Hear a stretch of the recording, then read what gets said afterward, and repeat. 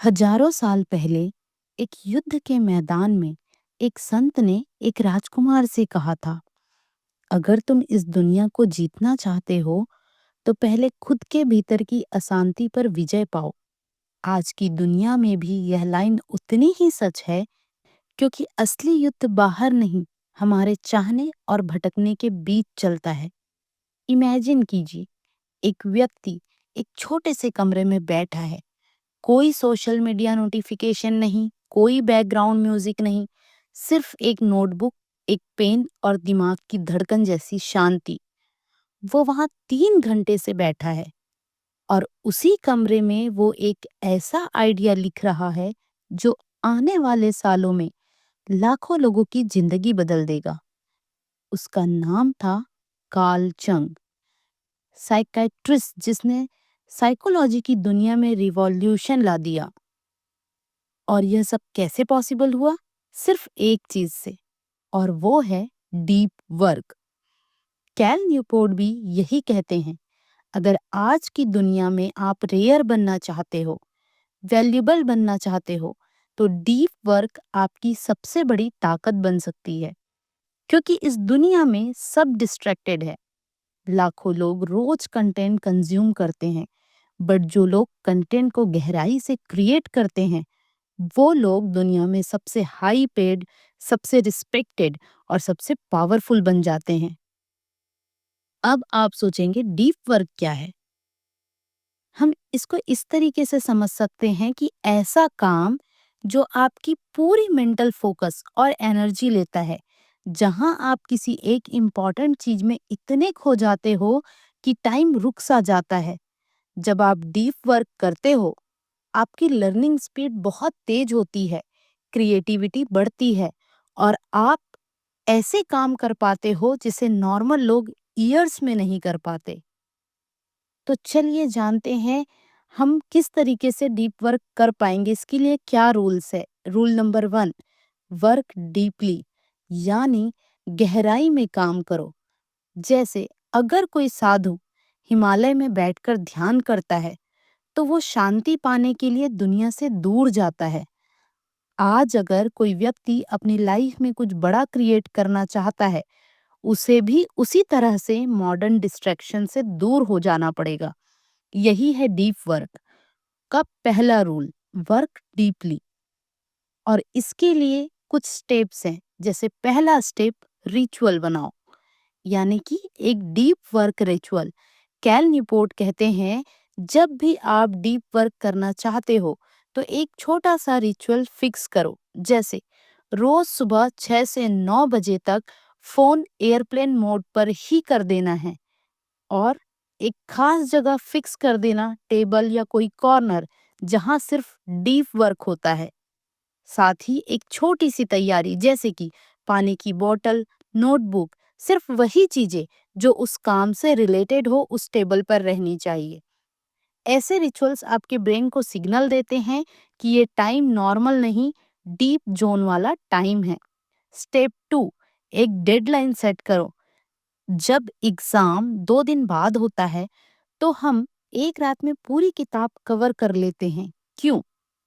क्योंकि time limited होता है। इसी ट्रिक को डीप वर्क में यूज करो। खुद से कहो, अगले 2 घंटे में मुझे पूरा रिसर्च करना है, या 30 मिनट्स में मैं इस स्क्रिप्ट का इंट्रो कंप्लीट करके ही रहूंगा। इसी तरीके से आप अपने अपने कामों में, चाहे अगर आप पढ़ाई कर रहे हैं तो आप कह सकते हैं कि अगले 30 मिनट में मुझे ये चैप्टर खत्म करना ही है। और इसी तरीके से जो वर्क करते हैं, वो सोच सकते हैं कि मुझे ये प्रोजेक्ट या मुझे ये जो काम है, ये 30 मिनट में कंप्लीट करनी है। स्टेप 3, डिस्ट्रैक्शंस को एलिमिनेट नहीं, ब्लॉक करो। बहुत लोग बोलते हैं मुझे नोटिफिकेशंस डिस्टर्ब करती है, लेकिन एक्चुअल में प्रॉब्लम सिर्फ नोटिफिकेशन नहीं है, प्रॉब्लम है हमारी हैबिट। तो इसका सॉल्यूशन सिंपल सा है, डिस्ट्रैक्शन को पूरी तरह बंद करने की जरूरत नहीं है, बस उसे ब्लॉक करना सीखो। जैसे कि आप ये कर सकते हैं कि अगर आपको नोटिफिकेशंस ब्लॉक कर रही है या डिस्टर्ब कर रही है, तो आप कुछ देर के लिए नोटिफिकेशंस को ऑफ कर सकते हैं और उसके बाद जो आपका काम है, जैसे आपने 90 मिनट टोटली फोकस कर लिया, नोटिफिकेशंस को ऑफ कर दिया और फिर उसके बाद 15 मिनट का ब्रेक ले लिया और उस ब्रेक में आप अपना नोटिफिकेशन चेक कर सकते हो। फोकस कोई टैलेंट नहीं है, ये एक मसल है और अगर आप हर दिन अपने फोकस मसल को ट्रेन नहीं करेंगे तो ये धीरे धीरे कमजोर हो जाएगी और आप सिर्फ एक शैलो थिंकर बनकर रह जाओगे। Rule number 2, embrace boredom. उबाऊपन को सहना सीखो। आज की दुनिया में बोर्डम यानी खाली बैठना एक गुनाह जैसा माना जाता है। कैल न्यूपोर्ट कहते हैं, अगर आप हमेशा अपने ब्रेन को डोपामाइन पर जिंदा रखोगे तो वो कभी भी डीप वर्क की जरूरत को नहीं समझ पाएगा। फोकस एक मसल्स की तरह डेवलप होता है। अगर आप हर फ्री मोमेंट में फोन चेक करते हो तो आपका ब्रेन शैलो वर्क का एडिक्ट बन जाएगा। तो इसके लिए प्रैक्टिकल एडवाइस यही है कि पहला, फोकस इंटरवल प्रैक्टिस।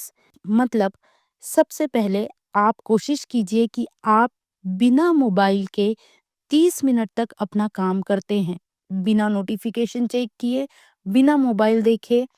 उसके बाद जब आप धीरे धीरे 30 मिनट का गोल अचीव करने लगे तो उसे धीरे से 45 मिनट्स पर शिफ्ट कीजिए, उसके बाद 60 मिनट्स पर। और इस तरीके से विथआउट फोन काम पे अच्छे से फोकस कर पाएंगे। दूसरा, माइंडफुल ब्रेक्स। ब्रेक का मतलब फोन नहीं, वॉक, वाटर, प्लेन सिटिंग।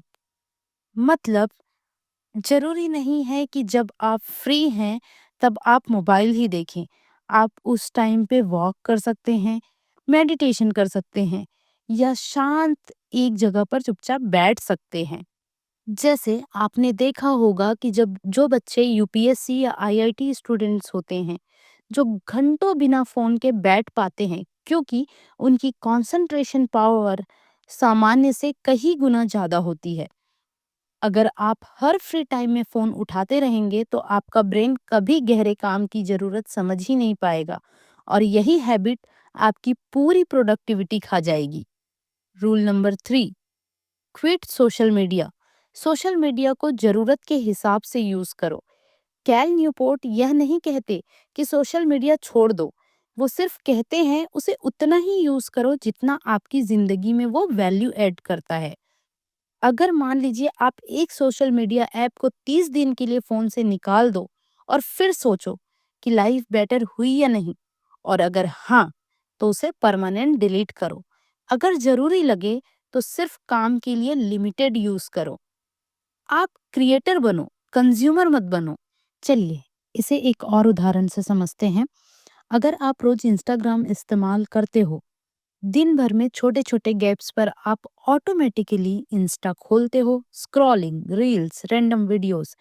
अब कैल न्यूपोर्ट कहते हैं, ये मत सोचो कि इंस्टा अच्छा है या बुरा, बस एक एक्सपेरिमेंट करो। 30 डे सोशल फास्ट एग्जाम्पल। आप 1 तारीख को इंस्टाग्राम अनस्टॉल कर देते हो। अब अगले 30 दिन तक इंस्टा नहीं यूज करते। बीच में आपको खाली समय मिलेगा, नॉर्मली इंस्टा खोलते, पर अब ऑप्शन नहीं है। आप अब शायद किताब पढ़ लोगे, किसी दोस्त से रियल बात कर लोगे या बस बोरिंग बैठना सीख लोगे।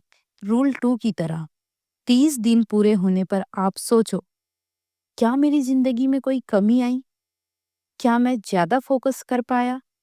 क्या मेरी पढ़ाई या काम बेहतर हुए?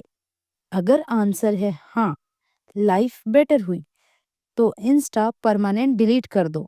अगर आंसर है ये काम के लिए जरूरी है, तो इसे वापस डालो, लेकिन लिमिट सेट करो। चलिए एक और रियल लाइफ एग्जांपल देखते हैं। मान लीजिए आप एक स्टूडेंट हो और यूपीएससी की तैयारी कर रहे हो। पहले रोज 3-4 घंटे इंस्टा चला लेते थे। 30 दिन तक अनस्टॉल करके पढ़ाई पर फोकस किया। सडनली आपने रियलाइज किया आपको 2 एक्स्ट्रा घंटे रोज मिले। रिजल्ट, आपकी पढ़ाई की क्वालिटी और आवर्स दोनों बढ़ गए। तो अब आपको साफ दिख गया कि इंस्टा आपके लिए सिर्फ टाइम पास था, वैल्यू एड नहीं कर रहा था। यही कैल न्यूपोर्ट का पॉइंट है। सोशल मीडिया को डिफॉल्ट हैबिट मत बनाओ, सिर्फ तब रखो जब वो आपके लिए सच में जरूरी और वैल्यूएबल हो। Rule number 4, drain the shallows. बेकार शैलो टास्क कम करो। शैलो वर्क एक ऐसा काम जो सुनने में बिजी लगता है लेकिन असल में जीरो ग्रोथ देता है, जैसे email checking, WhatsApp groups, random edits, repeated task. अब इसके लिए सॉल्यूशन ये है कि आप दिन में 2 घंटे सिर्फ डीप वर्क ब्लॉग बनाओ। शैलो काम के लिए फिक्स्ड टाइम रखो। हर टास्क से पहले खुद से पूछो, क्या इससे मेरा लॉन्ग टर्म ग्रोथ हो रहा है?